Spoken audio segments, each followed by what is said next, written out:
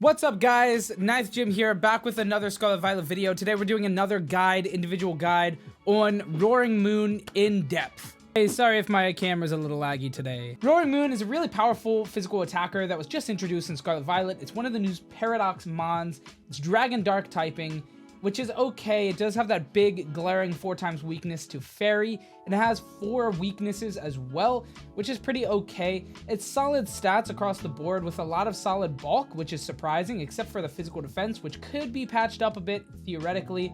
Maybe we can take away from this a bit, but for now, you know, we're not doing too many calcs yet, and it looks pretty good. I think I like it. So you have a pretty big attack stat, 139, which is pretty solid. Speed 119, 105 HP, 101 special defense, and 71 physical defense, which is okay. Across the board, pretty solid stats. You have a pretty solid speed on a Tailwind user as well, which is really good.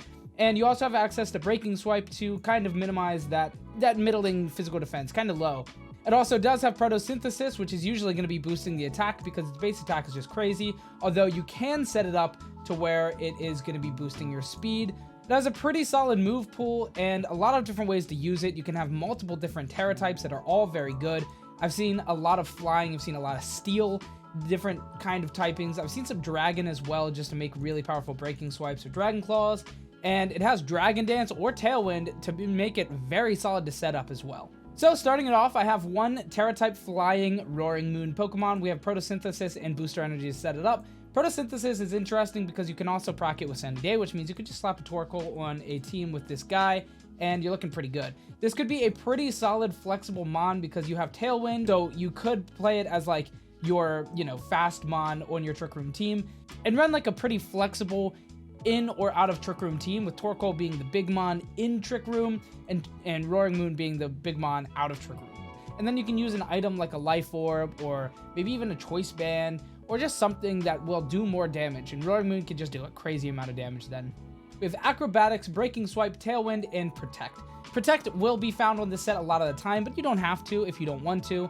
One of the most powerful things you have access to here with Roaring Moon is Acrobatics. If you don't know what this is, it's a physical flying type move with 55 power and 100 accuracy, and the power doubles if the user has no held item. While Booster Energy will proc immediately on bringing this Pokemon in, making this effectively a 110 base power. If you go Tera Type Flying, Stab as well, so you'll have a base 110 flying stab move on your Roaring Moon, and that could be really, really devastating. This calc also adds the 30% boost from Protosynthesis. That's why the 71%. It's killing. And that also gives you a resistance to fighting, which is pretty good because usually they have, they're super effective. So this can be used as a defensive Tera typing as well as an offensive Tera typing, and it's just really good, well-rounded. I like flying a lot. I've seen some people using Steel as well, and our next build is going to be using Steel Tera type, so, stay tuned for that. We also have Breaking Swipe here. Like I said, this is a powerful Dragon type spread move that, well, it's not super powerful, but it's 60 power, it's stab, and you have a not amazing physical defense, and this helps you buffer it. If you don't know what Breaking Swipe does, it's essentially an Intimidate on an attacking move, so it's pretty good. We also have Tailwind here, and that's what the speed investment is for. Investing 116 gets us to 154, and Fluttermane with the Protosynthesis buff gets it to 307. This will get us to 308, which is pretty important. It makes it so that if we use a Tailwind, we are outspeeding Fluttermane later in the game, which is pretty valuable. The 212 here is primarily to destroy Amoonguss with a pretty defensive spread, and then I just poured the rest in the bulk.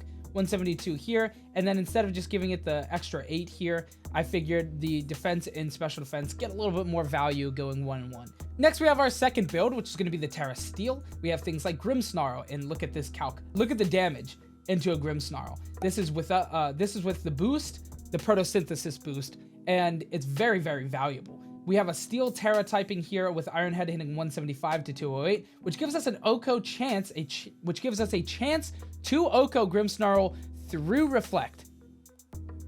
You heard that right, folks. This is pretty ridiculous. Granted, it's a really, really low chance, but it is there. That is with the +1 from Dragon Dance, but still pretty ridiculous in my opinion.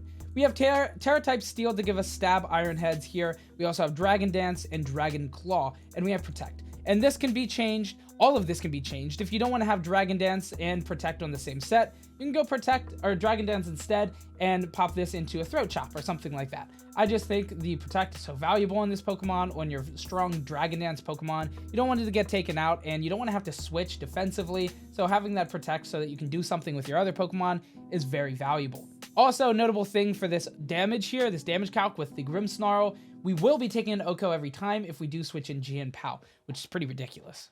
I wanted to max its attack, even giving it the adamant nature, and then I just wanted to max its speed because we don't have access to Tailwind on this set. Now you could change this to Tailwind, but we're already setting up one turn with Dragon Dance, so you don't want to set up Tailwind and then Dragon Dance, and then the thing dies before it can do any damage. So we just max its speed. And I would love to give it the nature, but like I said, I want that chance to OHKO Grimmsnarl, so we're going the nature into attack. For our third move set here, it's a pretty spread out a little bit more. We are, instead of going Tailwind here, we're just going for a lot of damaging moves. We're still rocking the Tera Type Flying with the Booster Energy Acrobatics here, because I just think that's so strong. I think it's the best way to use Roaring Moon in my opinion. We have Dragon Claw, Throat Chop, and Protect finishing out the set. And for the EVs, we have 252 plus into speed, going Jolly Nature, making it as fast as possible, as we're not doing Tailwind stuff here. And then also, I just poured the rest into attack and a little bit of HP. The 220 attack with the booster energy just gives us the very solid chance to knock out the Amoonguss in an OHKO while still being able to invest a little bit into bulk. You could just take this away and go into here.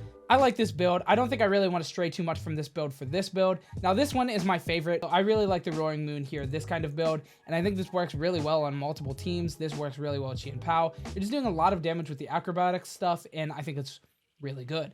Last but not least, we're going to be covering some options here, and I think there's a lot to be said here because there's just so many good options. We have things like Body Press, which is interesting. We have Brick Break, which is good. Crunch as an alternate stab move if you don't want to go for that Throat Chop.